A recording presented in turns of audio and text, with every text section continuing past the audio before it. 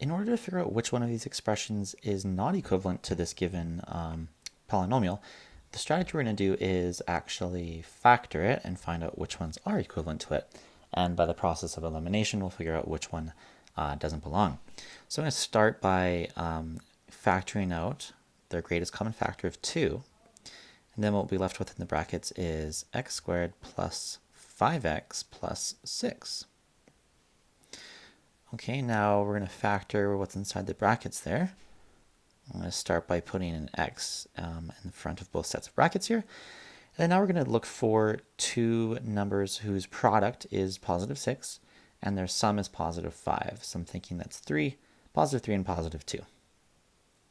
So it's going to be x plus 3 and x plus 2.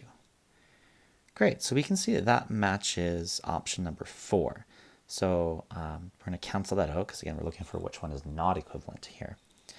The next thing I'm going to do is, I notice, for example, on the second choice here, we've got 2x plus 6. So we can see what they're doing is they're kind of manipulating this simplified expression.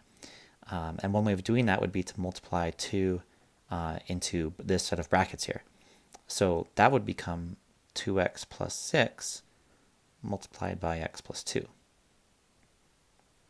And so now you can see how that matches the second option. The next thing we can try is to multiply 2 by the x plus 2 binomial instead of x plus 3.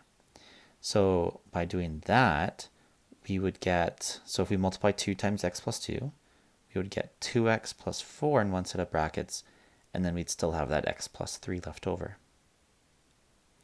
So that matches option number 1. So that leaves our third one as the only one that's left.